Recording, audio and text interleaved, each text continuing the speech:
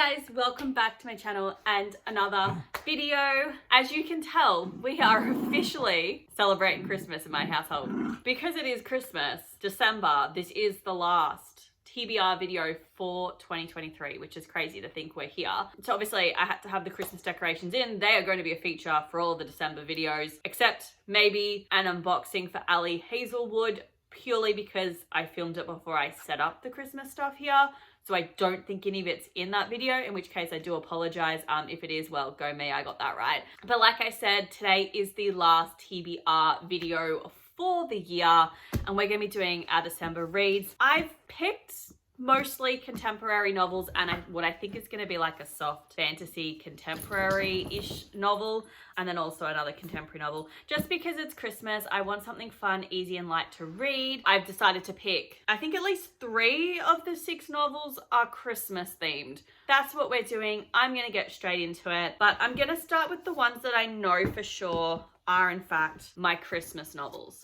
The first book on the list is The Christmas Escape by Sarah Morgan. So I went through a phase, it was last year I think, or the year before, where I just bought myself a whole heap of Christmas novels and I started reading them and I absolutely hated them, and so I put them down and I never picked this one up. It was one of the ones that I picked during that Christmas haul and I've kind of regretted not picking it up. So I want to try to read it this year. I say like try because I don't know if I'm going to enjoy it based off now what I'm reading. I'm pretty sure I just picked half of the books that I picked based off the covers, which doesn't work very well. But this one does focus on Christy. She's having a Christmas getaway to Lapland with her family and her best friend, Alex. So Lapland is, if I'm remembering correctly, in Europe somewhere, and that is literally Santa's village. Like there's a Santa, there's a Mrs. Claus, it's snow, there's reindeers. It's the whole Santa Claus Christmas experience, and one day I hope to be able to go. Pretty confident I picked the book up for potentially that sentence, because Lapland is like a dream. So it looks like that Christy is having a bit of a marriage crisis and desperately needs some time alone with her husband. It's make or break it for their marriage, and her solution is to have her best friend take their daughter to Lapland, and then they will reunite with her for Christmas Day. Am I reading this right? That Christy gets her best friend to take her daughter to Lapland so she can save her marriage with her husband? Surely she's there too. You wouldn't just, I mean, that's a great trip for your best friend, but also like, would you want to look after your best friend's kid at a Christmas village? I wouldn't, because I would want to experience that. I wouldn't want to do that with a child. I would want that for myself. So it looks like Alex is also aware that there's something wrong with Christy, and there's also this guy, Zach, who's another guest, but also a nemesis from her past. Because of course you go to some random village in Europe somewhere for a Christmas thing and you just happen to run into your nemesis. That just doesn't happen in real life. We're gonna give this one a go. I'm aware that I may DNF it, but basically that's what's going on. I just feel sorry for the best friend really, and I hope that she had her holiday paid for her. And then the second book that I want to read is Kiss Her Once for Me by Alison Coren. So this is one that I picked up I think at the start of this year. I wasn't aware that it was actually a Christmas novel. I just picked it up because I liked the cover pretty much. So this one focuses on our main character, Ellie. She currently has her dream job, and then she has this amazing date, one night stand with this woman. Like some sort of betrayal happens the next day. She also ends up losing her job as well. I'm hoping not the next day, but very soon after. Things aren't going well for her.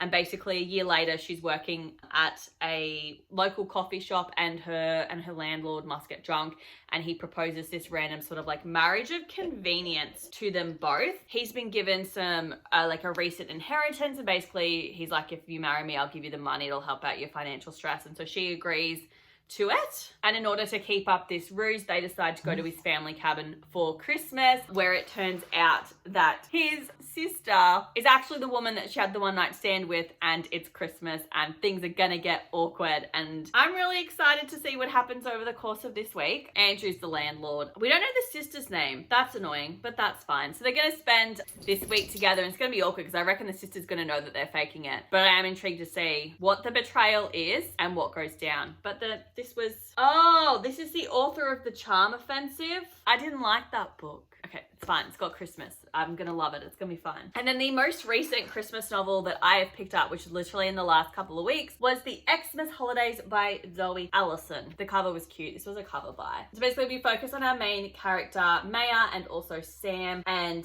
they run into one another at her friend's Christmas party. So she's there attending the event and he is one of the naked butlers. He's pretty much wearing nothing but a tiny apron for this Christmas party. So Maya is also just driven home for the holidays because she's just lost her boyfriend, flat, and job. Why does that always happen? How do people lose their job and then everything else just follows? Or like, did they lose the boyfriend first and then they lose the job? Because I could understand if you lose the boyfriend, that's why you're potentially losing the flat if you're sharing together and he kicks you out. I could also understand that losing your job means you could lose your flat.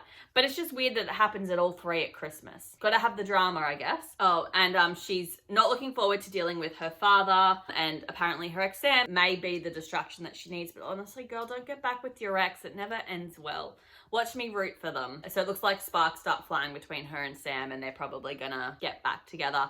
But that's the Xmas holidays. I wonder if there's actually some skiing in it. We'll keep you posted because that'll be disappointing if it's not. Very weird to be reading Christmas novels like that are set in winter and it's like sweltering heat here in Australia. I'm pretty confident they are all the Christmas books, but for some reason in my head I had this next book was a Christmas novel, but I'm reading the blurb and it's not saying anything Christmas related, so I don't think it is, but I'm still gonna read it just in the off chance that it is. And that book is The Rom-Com Agenda by Jane Danker. So we focus on our main character Eli. He thinks that him and his girlfriend Victoria are it, and they're meant to be together forever, and then she breaks up with him out of the blue. He's very heartbroken and confused about this, and he's determined to win her back and goes along with the advice of his friends to become the perfect man, sophisticated yet vulnerable. How? Study the best romantic heroes from everyone's favorite romantic comedies. That's not going to end well. Then we have our other main character, Leah. She's used to being alone, especially after taking care of her sick foster mother for the past year. Oh, poor thing. She's got no family or friends to keep her in town, so she makes the decision to move. But it looks like she's drawn into Eli's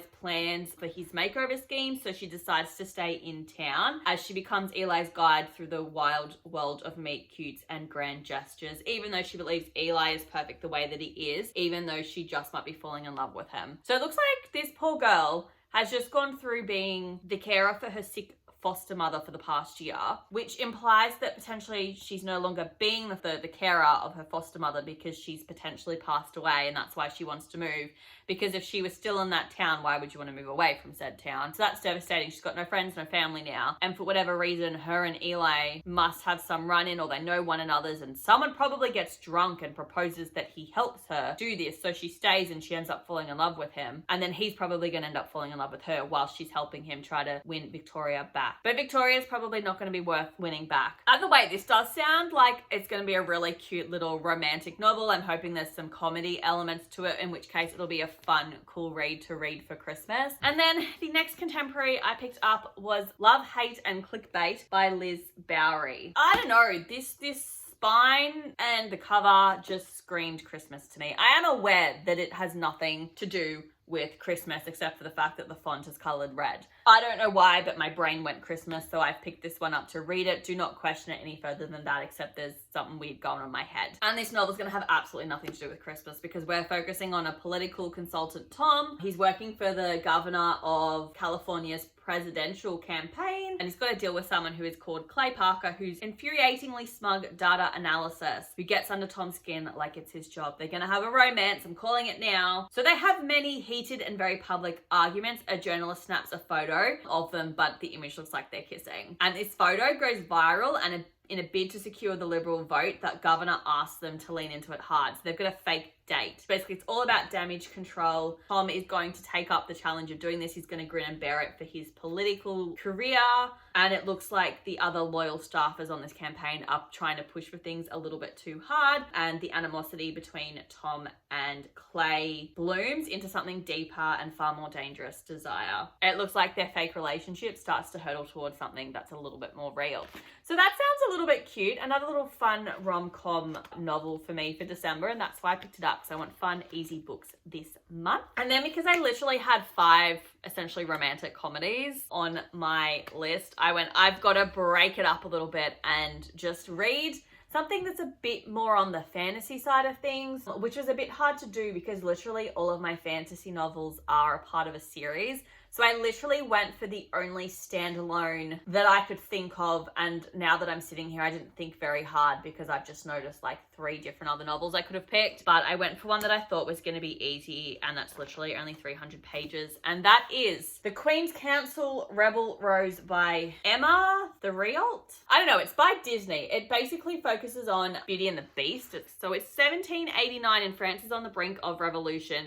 Bella's broken the Enchantress's curse, restoring the Beast to his human form and bringing life back to their castle. But in Paris, the fires of change are burning. It's only a matter of time before the rebellion arrives on their doorstep. Right now, Bella's stuck in a castle, torn between her past as a commoner and her future as royalty. With violent factions looking to take control and a magic mirror that holds a dire warning, events threaten to overcome her. With everything she loves at risk, Belle must embrace her own strength and become the queen she is meant to be. So this is meant to be like a captivating new series that reimagines Disney's princesses as rulers in their own right, woven together throughout history by a mystical force. I think this is the first one, and I have no idea if they brought out any of the others. It came out in 2021. So like, I'm pretty confident that my sister actually got this for me last year for my birthday. I've never picked it up, but I think it's going to be easy because like, that's literally the page. Every page is like that for the book. Like, it's quite big font, massive margin, so it's not going to take me long to get through. And I love Disney. I love Beauty and the Beast. So I think it's going to be enough of a mix for what I need to break up the contemporary novels that I've put on this list if I want to break from Christmas, which is a weird concept